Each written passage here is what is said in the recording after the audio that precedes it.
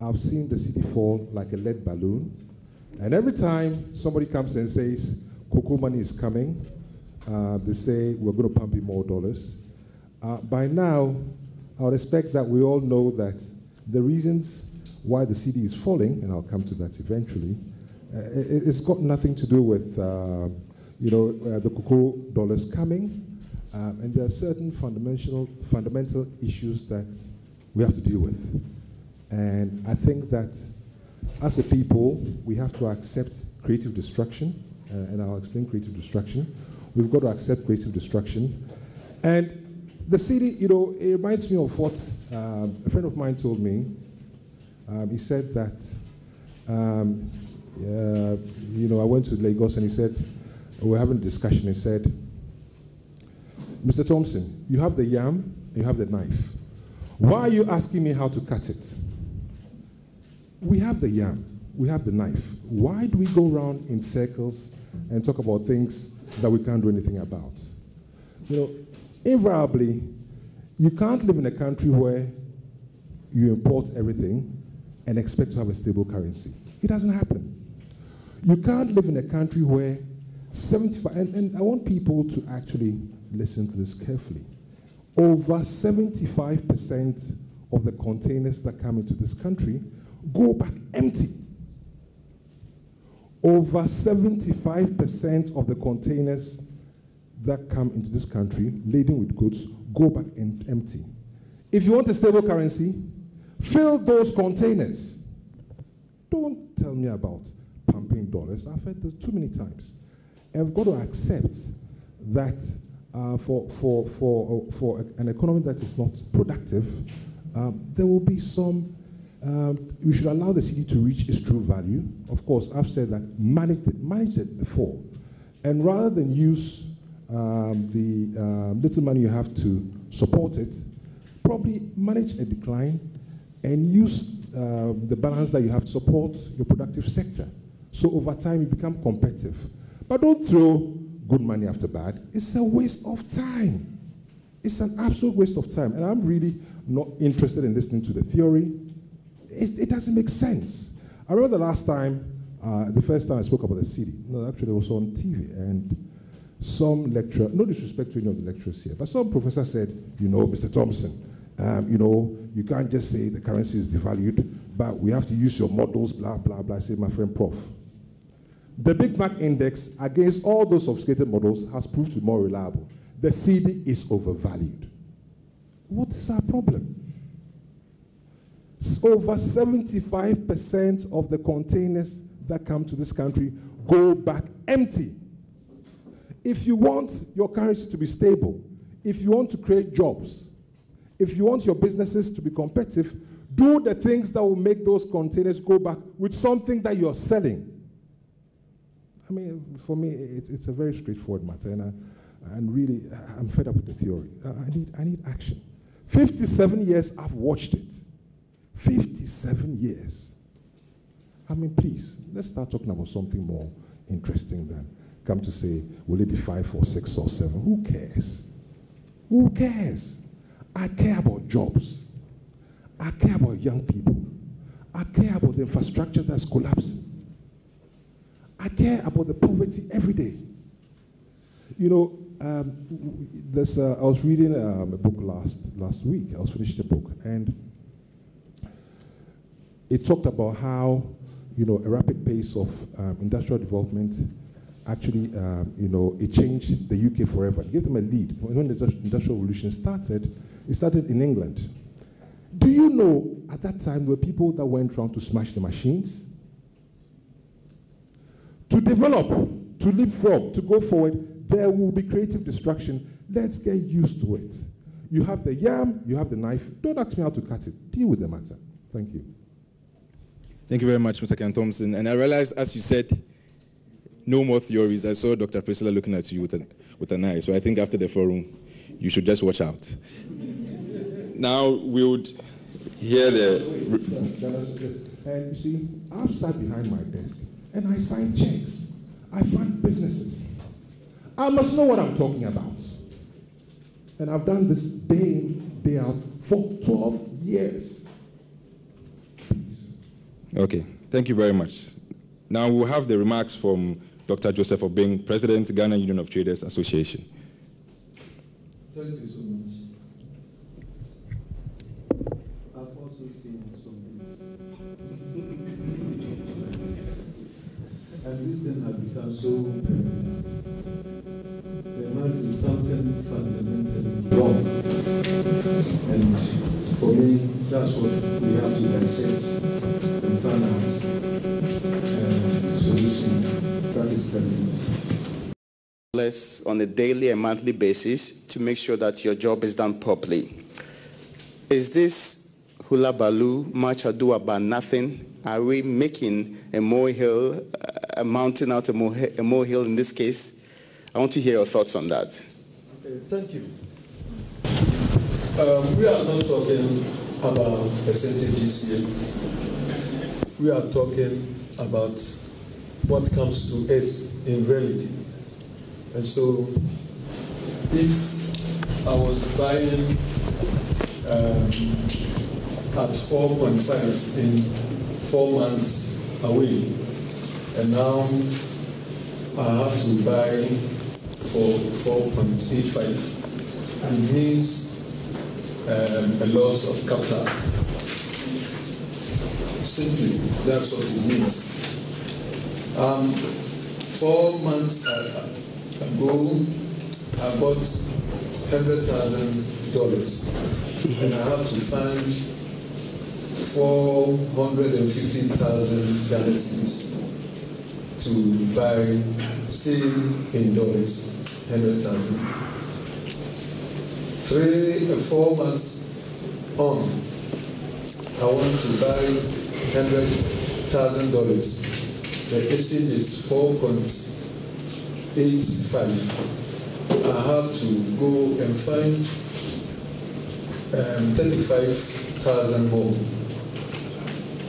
It means that about $7,000 have to be searched. If I'm not able to get it, it means that the goods that I was going to buy for $100,000, which was going to be one full 40-liter container, is going to be shortened, and I will have my capital dwindle to $93,000. $93,000 cannot buy 140-liter containers. It means that my capital is lost. Simply put. So I look at this. I'm also looking at a situation that the determinant factor of payment of duty is measured in dollars. So I've made my projections, and I knew I was going to pay so much in dollars. Now my goods are in, and I'm going to pay more. Another loss of capital.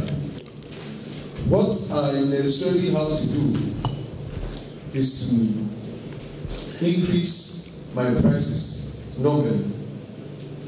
Now, the situation is such that I find it difficult to also increase the goods because of competition and because of disparities. Disparities of pricing, because 4 months ago somebody changed 4.5. So he has the stock. The stock is not finished. Should I have to wait till those stocks are depleted? If the person is not also upgrading his prices, so there's a complete chaos at the market. That's how I found the situation. I get your point, and that's the point I wanted to illustrate carefully, because there's sometimes a vacuum between what is, in academic sense, the figures making sense to an academic, and in reality, what the business people have to deal with on the ground. Mr. Opata gives us a brief delivery on where we are currently with the Cedi depreciation, whether or not we are heading the right direction or the wrong way. Mr. Opata, I'll be pleased if you could join me here with that delivery, but we should still clap for him.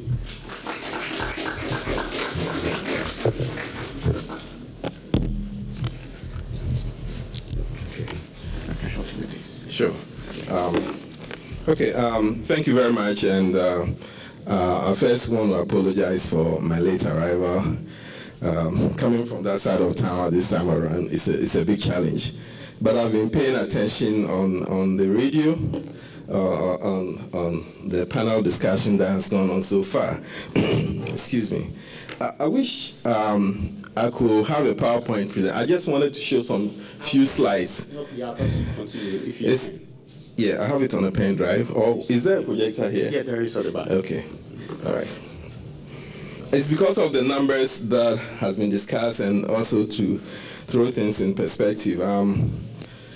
First of all,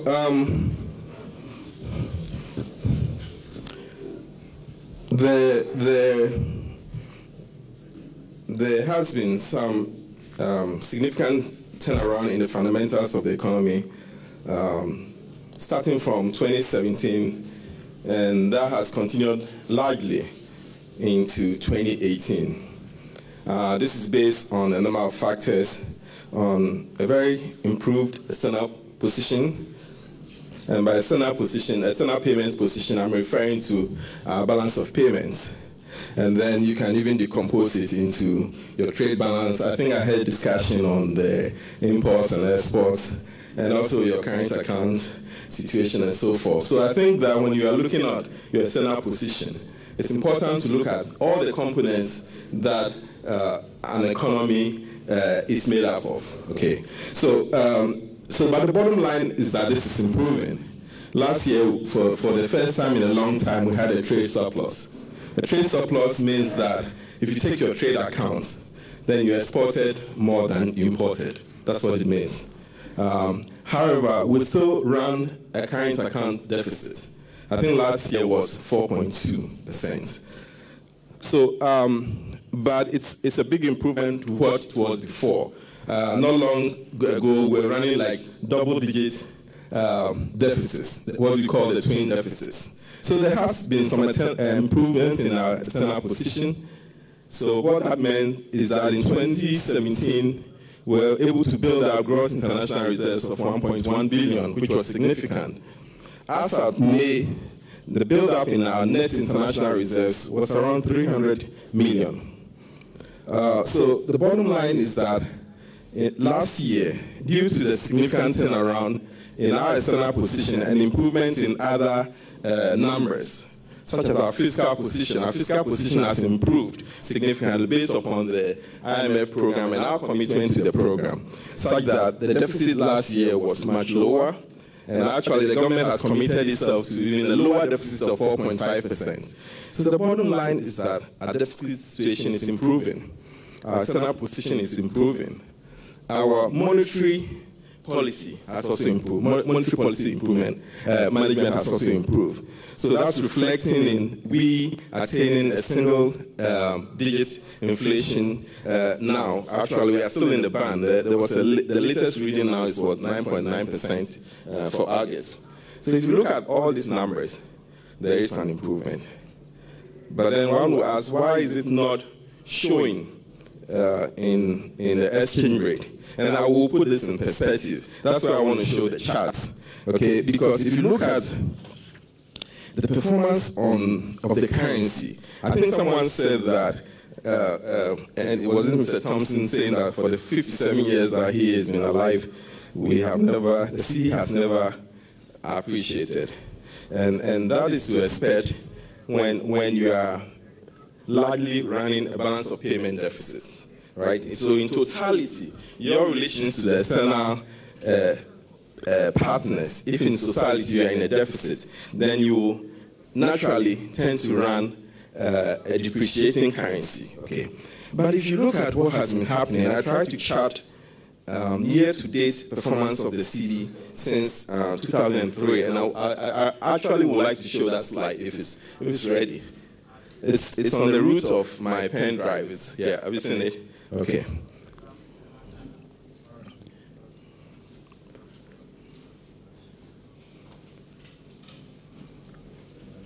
I think the very first slide.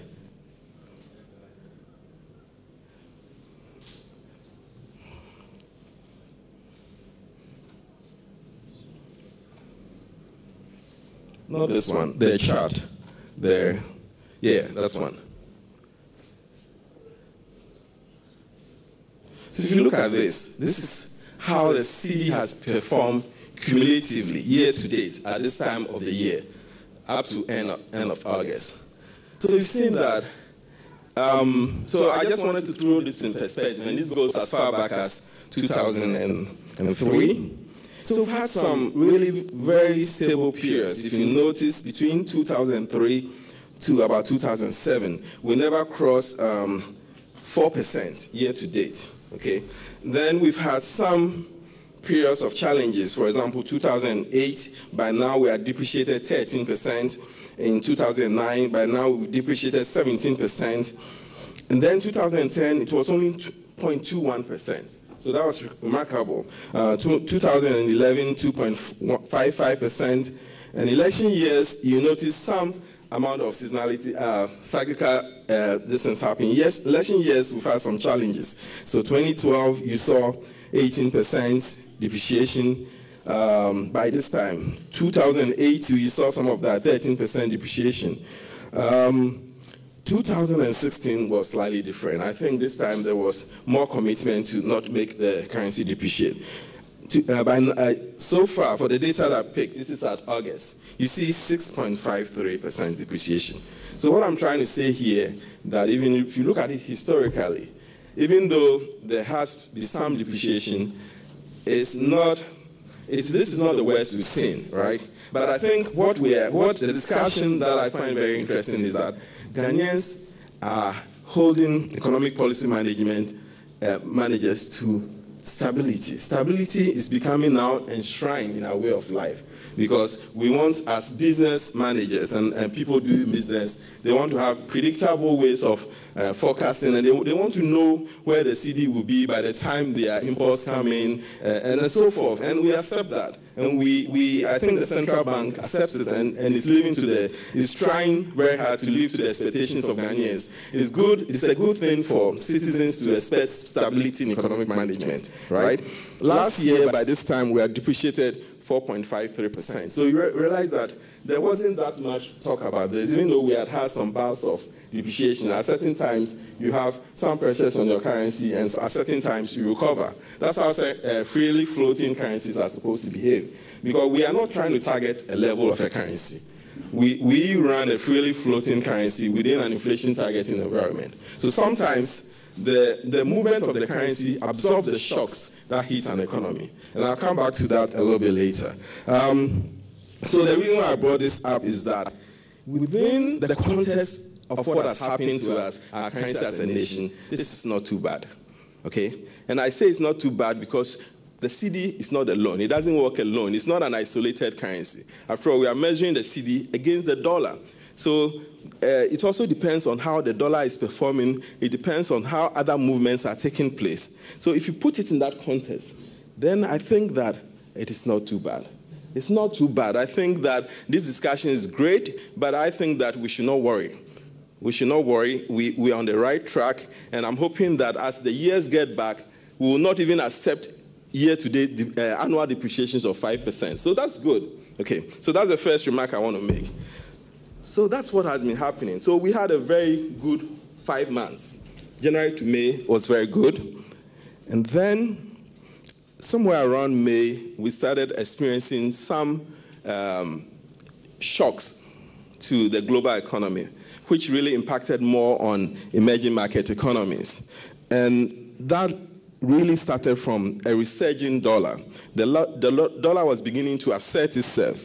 If you are a follower of markets, for the past, let's say since 2008, after the financial crisis, the dollar has really weakened.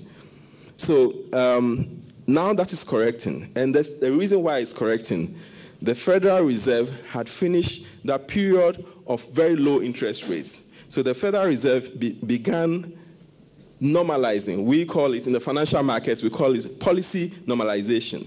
It's not good for an economy to have almost a 0% interest rate. That means that investors are not being rewarded for their savings. So at some point, you have low interest rates in order to correct or to create growth or to do a stimulus. And that's what the Federal Reserve done.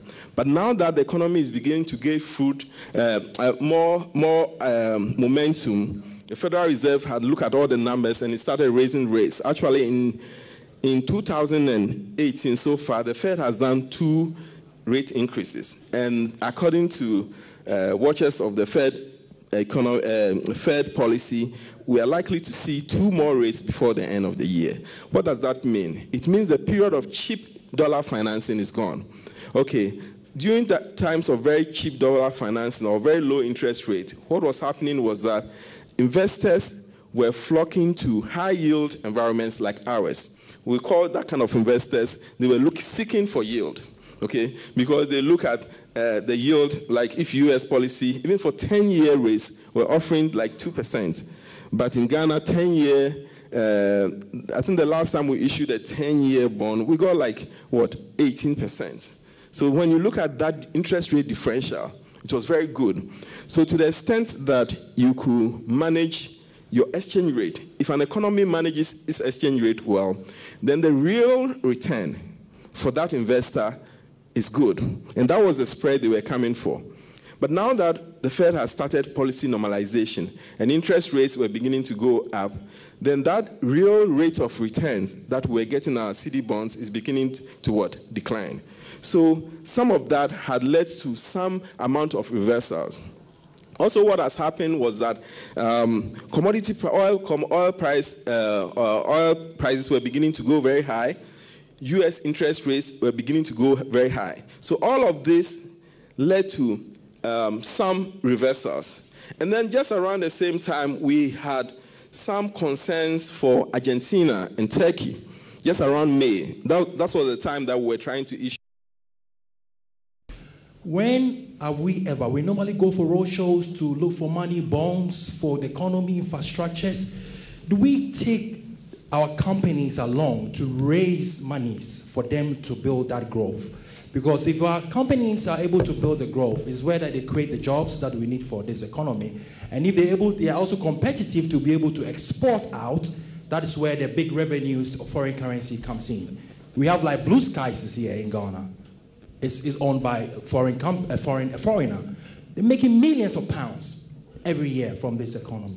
If you go to Osu, look at all the shops, the businesses that are owned over there. The percentage of Ghanaian people that have that is minimal. So far, we have to do a lot of work to actually build our private sector competitiveness to attract this export and bring in revenue. Thank you. I get your point, but ladies and gentlemen, I want us to drill down to the point where you're able to tell me you've heard what the Bank of Ghana is doing, you understand it very well, you think it's going to fix the problem. So some of these questions, if you can answer in the quest of your submission, I'll be very pleased. Yes, sir, you are next. Okay, I'm Bernard Pubi, and from University of Ghana Business School. My question is to Dr. Opata. He said the Bank of Ghana does not care the exchange value of the cedi. But then who is responsible to ensure that the value in my pocket is quite good? That's my question. Okay, thank you so much. I will take, yes, Daniel has a question. Yeah.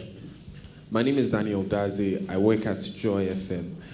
I'd like to ask, particularly to those in academia and those who have worked in policy, the United Arab Emirates attracted some $18.7 billion through tourism in 2016. We just saw Rwanda enter a 3-year deal with Arsenal Football Club, a very familiar name to a number of names in the room, a number of people in the room. In investing in their tourism, I'd like to ask, tourism has been Ghana's third highest foreign income earner for a number of years, but we know that if you're going to go by our benefits from the first and second, over the years, we haven't been earning much. What are your opinions on our seriousness in investing in the sector? Many thanks to you, Daniel Dazin, and on tourism and what we are doing about that particular sector. Yes, if we can get a microphone to the one at the back. I called him first, but I apparently forgot about him. Yes, your name first. Yeah, my name is Darlington, and my question goes to Dr. Thompson. Dr. Thompson, when I give you, let's say you are in America, right? And I give you $1 today, or I promise to give you $1 in the next 2 years. Which one would you take? You take the $10, right? Because even there, the the value that you have of the dollar depreciates with time. So you are indifferent if you are holding a dollar in America or you're holding a cedi in Ghana. So can I come back to that? Forgive me, but I want you to finish that. If I give you the CDs, is it 4.5 or 5? No. You don't want to get this wrong. No. I said I'll give you $1 today and give you 5 CDs today. Which one will you take? No. The context is that we are in America, right? You are using dollar. When you pair the dollar with the cedi, that's when you get the disparities. But when you are in America and you're having dollars in your pocket, that dollar devalues. That's how you have time value of money. So you are indifferent whether you are there or here. You understand? And the second point is that in China, one Chinese yen is to what? $0.15. Why are they doing that? And America is actually telling them that they are manipulating their currency. Their currency is devalued. And even this devaluation, who is crying? Those who are exporting are crying. Those who are importing are crying. Those who are exporting are making money. So it's good for us. So why are we crying about it? Interesting. If the money goes to $1 and 1 cedi, those who are importing will import everything in this country. Those who are manufacturing will die. Because when you put American product here, you put Ghanaian product here. I'll choose the American products. So I need extra motivation. When it's expensive, I'll not buy it. I'll buy the Ghanaian one. So Bank of Ghana, you're doing a good job. Okay. Well, interesting there. But I need some answers. First, Mr. Pata, I want to start with you because you had a couple of the questions coming to you. If you can get the microphone and give us some answers directly. The first question was from the gentleman behind you. He was talking about the cedi value. Who then deals with the value in his pocket, of the cedi in his pocket? Okay, I think I want to make it clear. I didn't use the word value. I said levels. So, but Bank of Ghana does not target the exchange rate. So in our mind, we are not looking at the number of the exchange rate. But what we care about is that we have a stable currency. So if I may use another terminology, we look at the volatility, we look at the pass-through effect. Because it's not the number that matters, but what matters is that you have a currency that enables you to plan properly. I think we should distinguish that from your real income and whether your real income is growing or not. Those are separate discussions. And we want to make clear that we are not targeting a number.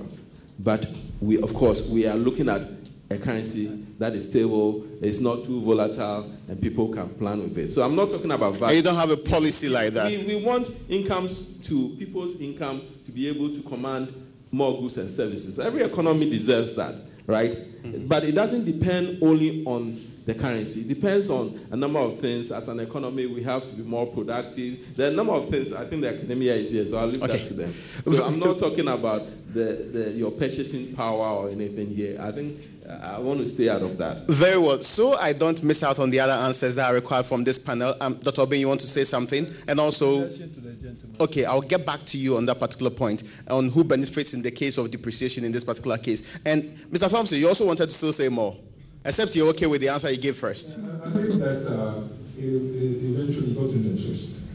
I said it's a very simple question. If I give you 6 cities today and $1, which one will you take? That is the litmus test. That's all. We have to be true to ourselves as a people. And we have to come to some consensus that we're not going to use the value of a cedi as a litmus test for how well we're doing politically. And take the hard decisions. If even I give half of you 10 cedis today and $1, more than half will say, if I give 1 cedi 10 cedis, more than half will take the $1. Okay. Yeah. What I'm trying to say is that the cedi over time will devalue. No, but see, there is a reason why that is your outlook of the cedi. You think the cedi will be worth like 10. That is why you prefer. No, that's what I'm trying to say is that over time we believe that $1 today will be worth more than probably 6 cedis tomorrow. So if I give you 6 cedis today, and $1, you start to get. Well, it depends on opportunities that are available. For example, I might take the 6 cedis and invest in a 1-year treasury bill. So you have to look at the opportunities that are available. Okay, so forgive me, but I want to put this to the test. So this question is important and it's been back and forth. I want to know from you, when you have 6 cedis today and $1, how many of you will choose the 6 cedis? Just put up your hand and let me see. Okay, so I've still seen the 6 hands, the 7th one. If you are done voting, can we go on to the next one? How many of you will take the $1? And I see members of parliament choosing the $1, but is it just... Okay, so Dr. Ben, I want to hear your answer to the question that was asked there in your direction. So, as we are building a nation, we have to look at opportunity cost. And that's how maybe our technocrats have gotten it wrong. If you do import, you can even look into the importation that you do, manage it, and manage it to your advantage. Some countries have done that, and it's working for them. Like places like even Dubai, they are not a manufacturing hub, and they are succeeding big time. Let me tell you, what the gentleman said is not good. In that, I told you that even our manufacturing base, because when you said that, you wanted to suggest that maybe we will have to cut down on importation and then patronize the made in Ghana. Probably that was your mindset. But then I told you that the manufacturing entities that we have here are also import oriented. About 90% of the work, probably that's why maybe I go with the president's 1D, 1F, where this thing is based on the local raw materials. But in the case of what we're doing now, about 90-95% is import oriented. And because of that, even locally, we are looking outside because still the cost of doing business have become so high to the extent that we are losing business to the West African sub-region.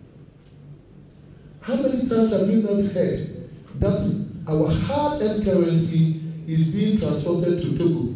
Our mothers say we are going to Togo, and they are not going to buy manufactured items there. They are like us, or even we are better than them. We are going to buy imported items into that country because of some of this the management of this depreciation. Hard sums of monies is going out to lost completely because of the cost of doing business being high here. We've lost about 390 million markets population in terms of population markets, and we've given it all to Nigeria. That's why we see our mothers going to Nigeria and they are changing huge sums of money.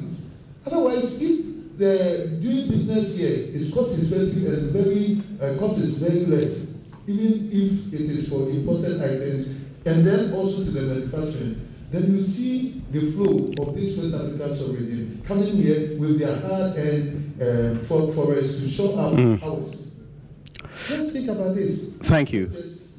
Thank you. Dr. Bain is with Guta. I have a couple of questions I have to take. Please make your questions a bit, brief so that we can get the point clearly. Yes, I know that nobody answered the question on tourism. I thought Dr. Bain was attempting to do so. Dr. Chubesi, I'll give you the platform to do that, but let me take the question. Okay. Thank you so much. But my name is Abdallah Abdul Martinez, student of economics here in the University of Ghana. I think that for us to avoid the apprehension and the fury regarding the depreciation of the cedi, we should be doing a comparative analysis of what has happened previously, 2013 and 2014, and what is happening now. So you're talking about currency. The currency was depreciation at somewhere 31%, and now it is doing somewhere 6%. So I am seeing that there's something good happening, and given the time, we can see a further decline. But to my question, Ghana's talking about the depreciation of the cedi, and it is basically a demand-supply issue. Ghana an import-based economy.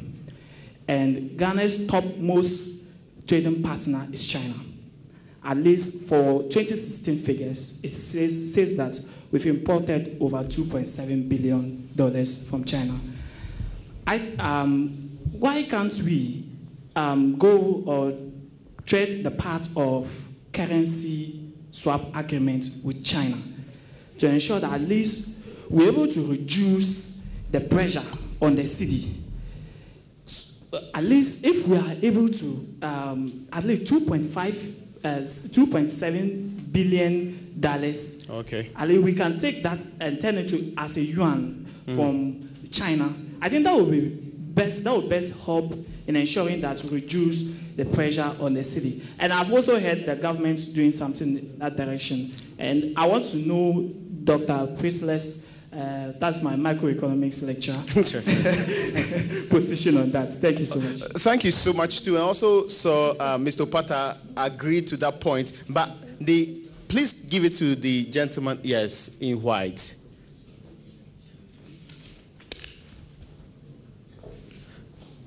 Okay, so please go ahead. Okay, thank you very much. My name is Obenpong Kwapenopuku Richmond, a student of Cedi Psychology, University of Ghana. Basically, there's something that I've noticed, that if we really want to understand the fundamentals of our economy, that's in relation to the cedi, maybe it would be a very long discussion. It would take a long number of years or time. We come in here as students, and there's an academic institution, know very well or have a better understanding of how the economy is performing. Ghana knowing very well that this is an import-based country, and a country which has placed or which has put in no effort in industrializing our economy.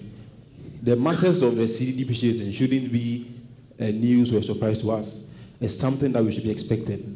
And the best way we can do this is to ensure that we support the government to make policies available to promote an industrialized economy, instead of every day risking the economy on taxation and risking the economy on forex reserve.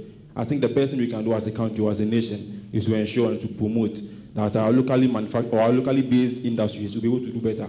And in doing that, we can have the best economy. Thank you. Thank you so much. And let me take the opportunity to welcome Professor Abnojo. You've been here. I've seen you, but because of the interaction, I couldn't include you. But I get the point you want to make a point now, if you can say something on that. And she's an economist, for those of you who do not know her.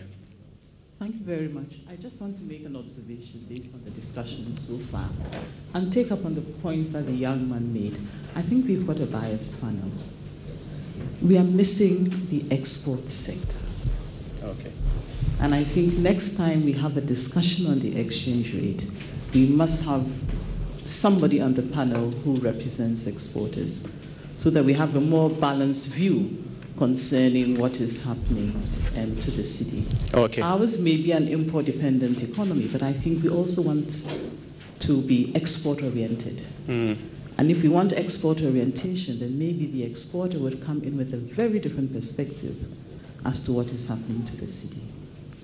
Sassin, thank you so much, Professor Abnojo. And I need to take a couple of the questions, but before I do so, can we get the answers to some of the questions you asked? I have Dr. Cedi and Dr. Priscilla Chumesi to also answer some questions. Please, Dr. Cedi. Yes, thank you. I just wanted to add something to what Professor Abnojo just mentioned. That, as he rightly said, once you have your currency depreciating, the economic principle will require that you increase export because your export become more competitive in that regard. So in some way, it is good for exporters to have a currency depreciating so that their export revenue would increase. But the problem that we have had as a country is our inability to respond to such depreciation because of often the supply rigidities that we have in our export sector. And so the kind of products that we often export, we are often unable to respond to such gains in prices. And therefore, we are not able to take full advantage of the depreciation. If we are able to do that, then you will realize that although your currency is depreciating, in the end, you're going to command more inflow that will self-correct itself. So you see your currency moving up and down because of this system. So until we remove the structural rigidities, the supply rigidities in our exports, I think, and I just want to make a quick point, and here I want to come to the central bank, that much as the central bank is looking at the demand issues and trying to address the problem, the short-term deviations of the currency, I think they has to start taking interest in the real sector of the economy. I see. Because once we are within an inflation targeting framework, which actually look at having a more flexible exchange rate regime in order to support an inflation target framework, and your economy is so sensitive to external sector, you're always going to have a situation where you need to be adjusting your monetary policy up. And once you keep doing that, like it's going to happen because of the exchange rate depreciation, the policy response will be to increase the monetary policy rate in order not to have pressures on inflation. And that is going to continue, and that will have the interest rate going up. The cost of credit will be high, and that constrains the private sector from production. And so I want to say that if they want to be successful in inflation targeting framework, they must take interest in the stability of the currency. One, I want to ask you, spoken about driving exports. Yeah. I think that the central bank can, beyond what they do, be able to support sectors that bring in more foreign currency. The export sectors, President talk about tourism. In elsewhere, the central bank packaged some kind of bonds, special bonds, to support export-oriented companies. Okay. You know, so that the export-oriented companies can have access to affordable and long-term financing to export, to bring in the revenue that is needed, the foreign currency that is needed. In that case, the central bank wouldn't always be, responding to the insensitivity or the sensitivity of the currency to the external shocks, because you have enough inflows that will then support your inflation targeting framework. Thank you so much, and Dr. Eric Osesibe. Dr. Bafo-Chumasi, the brief answer you wanted to give to the tourism question, if you can do so now. Oh, okay, I would say that in the area of tourism, we have to really be up and doing. I mean, even start with domestic tourism. Elsewhere, I mean, when you look at countries that are doing great, attracting lots of foreigners into their country, I mean, they are really serious about this thing. If you ask me, Daniel, if I ask you the tourism avenues in Ghana right now, I don't think it will come easily to you, right? So what are the avenues? If somebody asks you, advertise Ghana in 2 minutes, what do we have to sell to the world? That is so peculiar. And that, so in that respect, I believe that is also a great avenue we can use to earn some decent foreign exchange into our country. There is the need for us to look at it, look at what successful countries in this area have done.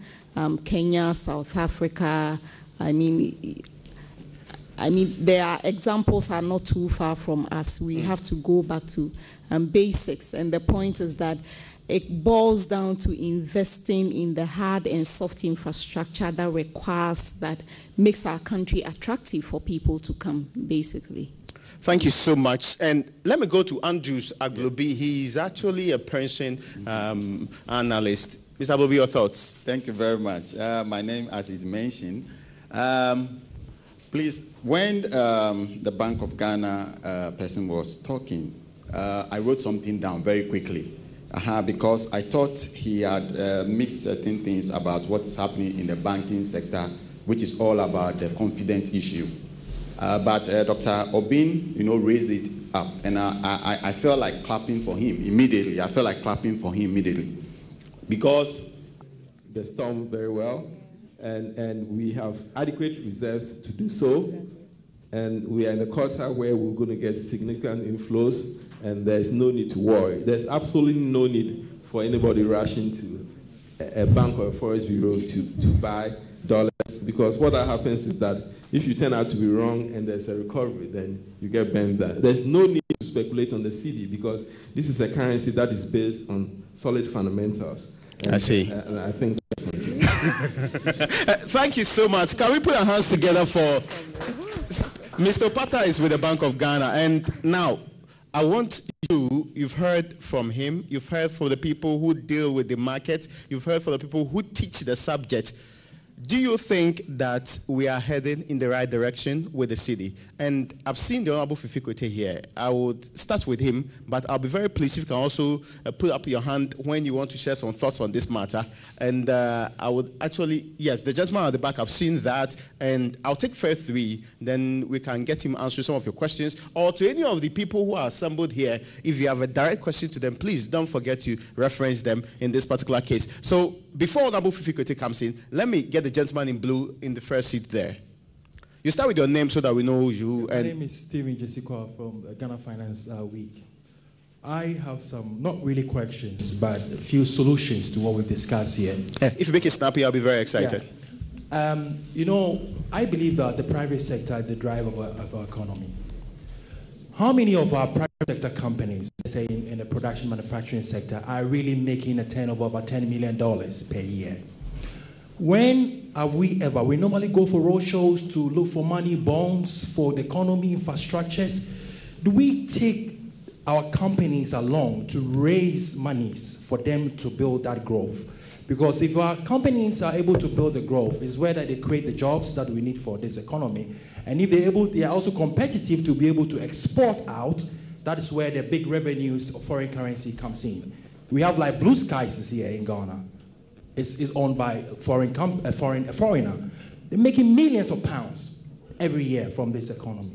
If you go to Osu, look at all the shops, the businesses that are owned over there.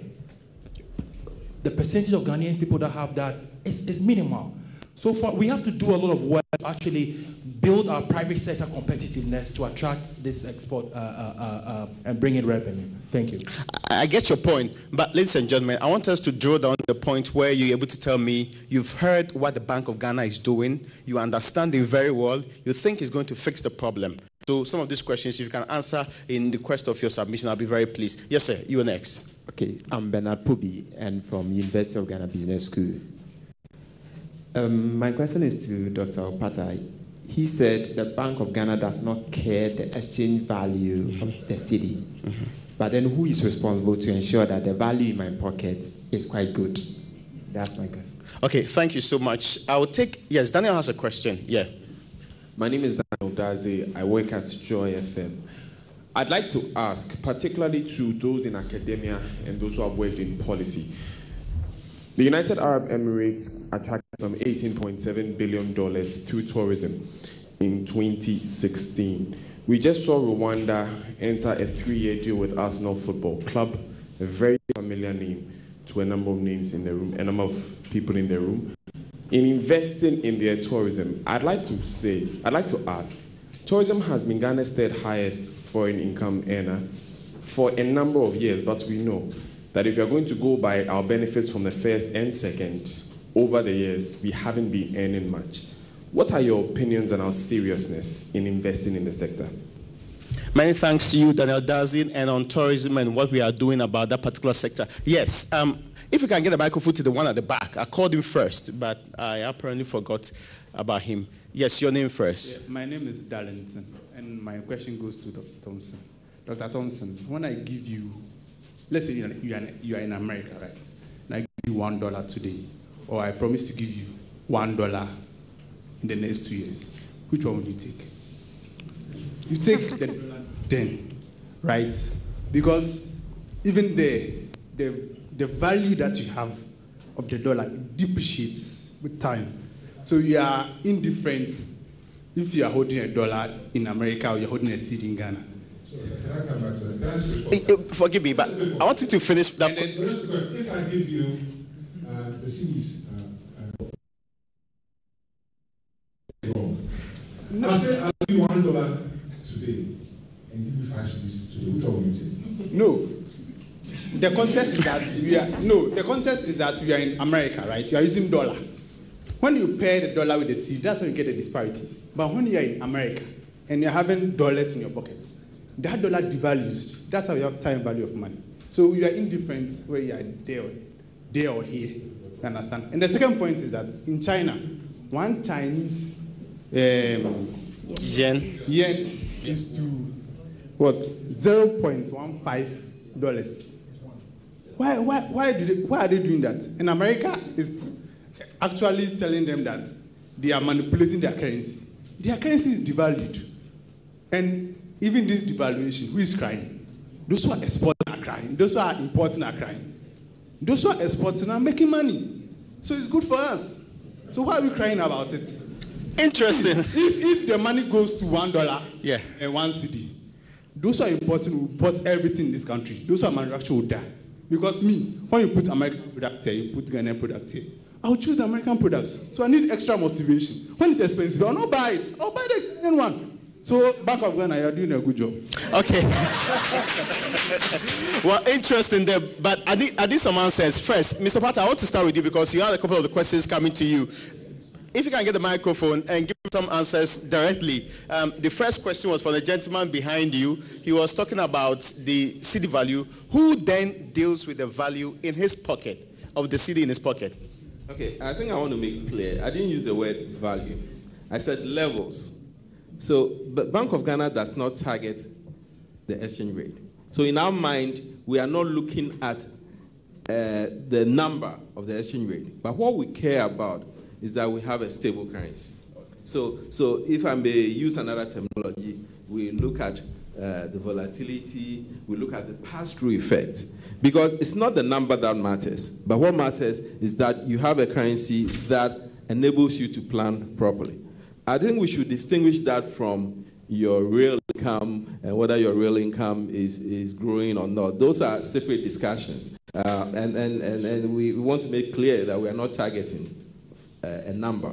But of course, we are looking at a currency that is stable, it's not too volatile, and people can plan with it. So I'm not talking about value. And you don't have a policy like that? We want people's income to be able to command more goods and services. Every economy deserves that, right? Mm-hmm. But it doesn't depend only on the currency. It depends on a number of things. As an economy, we have to be more productive. There are a number of things. I think the academia is here, so I'll leave that to them. So I'm not talking about your purchasing power or anything here. I think I want to stay out of that. Very well. So I don't miss out on the other answers that are required from this panel. Dr. Obin, you want to say something? And also, okay, I'll get back to you on that particular point, on who benefits in the case of depreciation in this particular case. And Mr. Thompson, you also wanted to still say more, except you're okay with the answer you gave first.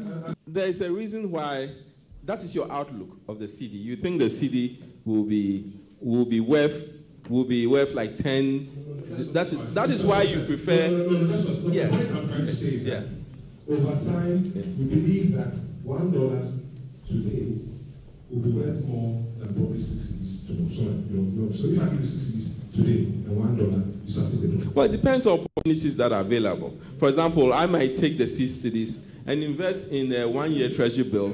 So you have to look at the opportunities that are available. Okay, so forgive me, but I want to put this to the test. So this question is important and it's been back and forth. I want to know from you, when you have 6 cedis today and $1, how many of you will choose the 6 cedis? Just put up your hand and let me see. Okay, so I've still seen the 6 hands, the 7th one. If you are done voting, can we go on to the next one? How many of you will take the $1? And I see members of parliament choosing $1, but is it just Okay, so Dr. Ben, I want to hear your answer to the question that was asked there in your direction. Ghana's talking about the depreciation of the cedi, and it is basically a demand-supply issue. Ghana is an import-based economy, and Ghana's topmost trading partner is China. At least for 20 years, we imported over $2.7 billion from China. Why can't we go or trade the part of currency swap agreement with China to ensure that at least we're able to reduce the pressure on the cedi? At least if we are able to, at least 2.5 $2.7 billion.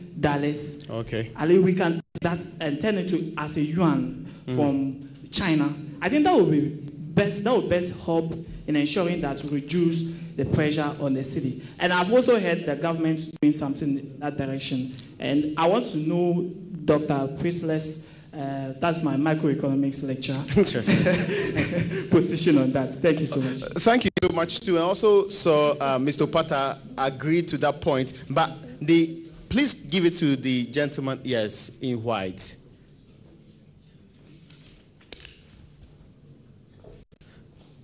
Okay, so please go ahead. Okay, thank you very much. My name is Obempong Kwapenopuku Richmond, a student of Cedi psychology, University of Ghana.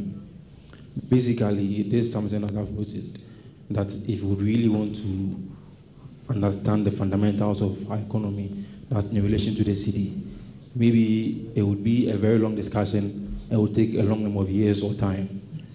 We come in here as students, and there's an academic institution, know very well or have a better understanding of how the economy is performing. Ghana knowing very well that this is an import-based country, and a country which has placed or which has put in no effort in industrializing our economy. The matters of the city depreciation shouldn't be a news or surprise to us. It's something that we should be expecting. And the best way we can do this is to ensure that we support the government to make policies available to promote an industrialized economy, instead of every day risking the economy on taxation. I think the best thing we can do as a country or as a nation is to ensure and to promote that our locally manufactured or our locally based industries will be able to do better. And in doing that, we can have the best economy. Thank you. Let me go to Andrews Aglobi. He's actually a pension analyst. Mr. Aglobi, your thoughts? Thank you very much. My name, as is mentioned, please, when the Bank of Ghana person was talking, I wrote something down very quickly because I thought he had mixed certain things about what's happening in the banking sector, which is all about the confidence issue. But Dr. Obin, raised it up, and I felt like clapping for him immediately. Because I think that the confidence issue is very great, and we can't miss it. He has to maybe give us some clarity again how that is affecting what is going on now. Because if you've coughed up 8 billion so far, what next again? And people are believing that there's more again to happen in the banking sector. So confidence is actually out of the window. So please, can you give us that clarification? Thank you. Thank you, Andrews, on that particular point. But I need to then give the Member of Parliament, if you're in an academic environment, you can put politicians last. So the Member of Parliament for K2 South is the Honorable Fifi Kwete. He trained in this department, for the record, so I'm sure you should appreciate his concerns more. Please, can you join me here with some thoughts on what's been happening today, the status of the city? And you've been in the finance ministry before too, I know. So surely you can join us with some thoughts here. Can we put our hands together for him? Thank you very much, Raymond. And let me quickly acknowledge Dr. Abner, who was my lecturer when I was here. Happy to see you. You're still looking very, very young and beautiful. And let me just make a few quick remarks. To start with, let me just say that I've had a lot of stress placed on the need for macroeconomic fundamentals to be strong, and I do completely agree. However, my experience in the finance ministry does indicate that it's a necessary condition, but it's not sufficient at all, to forestall some of the difficulties we are having. Anybody who does take a quick look at our economic performance over the last few years will know that the period second half of 2009 all the way to the end of 2011, it's been one of the most remarkable periods in our history. The kind of achievement we had in the economy was absolutely, absolutely remarkable. Yet, the point I'm making is this. And if you take note of that period, you know there's a period where we had back-to-back inflation at single digit for In fact, if we add it all the way to the time it ended, 3 years continuous of single digits, which we have never had in the history of our country. We had it at that period. That same period saw the highest growth in our history. Treasury bills rates dropped as at November 2011, dropped to as low as 9%. But in spite of all that, in the year 2012, the first 5 to 6 months saw very rapid depreciation of the currency. And if you do recall, that was actually the period where the now vice president came up with the famous statement that if you do propaganda with the economy, the exchange rate will expose you. But what he got wrong was that truly the fundamentals were strong. But however, the cedi still suffered in the year 2012. And that's exactly what it is that seems to be going full circle now. That in spite of the fact that you are getting all the so-called strong fundamentals, the cedi is having pressures. The cedi suddenly is no more locked under key at the police headquarters with the padlock. They actually have started galloping. So it tells you that really it's not simply an issue of what the fundamentals are. There are a number of things that still can affect currencies, and it's important for us to take note of them. That's just a quick one. Now, the final one I want to say briefly is that we need as politicians, and when it comes to this issue, it's important for politicians to be, let's call it humble and honest. What factors are under our control and what factors are not under our control. Now, if you take credit during a period where external conditions are favoring you and make all the boasts about how absolutely ingenious you are and what savvy miracle workers you are, and then the time comes where external conditions are hitting you and you want to run away from them, then you're actually being hypocritical. So if you take credit for the external condition when things are good, you should have the responsibility to accept when it's not going good as well. And that's important, and that's actually to my group as politicians, in order for us to be far more honest when we are making remarks relating especially the cedi's performance. Because a lot of these factors, as I said, you can have all the fundamentals very strong and it still can be very much against. So for some of our concerns related to export, my quick thought on that will be this, especially having been in the Ministry of Agriculture as well. Imports is what it is we do very quickly. When it comes to export, the challenges relating to it are things our people naturally shy away from. An European ban on vegetables, simply because of the cutting corners attitude of our own people, where instead of going through the necessary quality assurance job to ensure that what you are producing is meeting the required standards, some people actually don't have a problem going to Agbogboshi to even buy vegetables in the spot. And that attitude of wanting to make money quickly and cutting corners and not doing things that will bring sustainable positive result create difficulty for us in terms of making a breakthrough on the external market. Because the external market is one where you simply can't compromise on quality.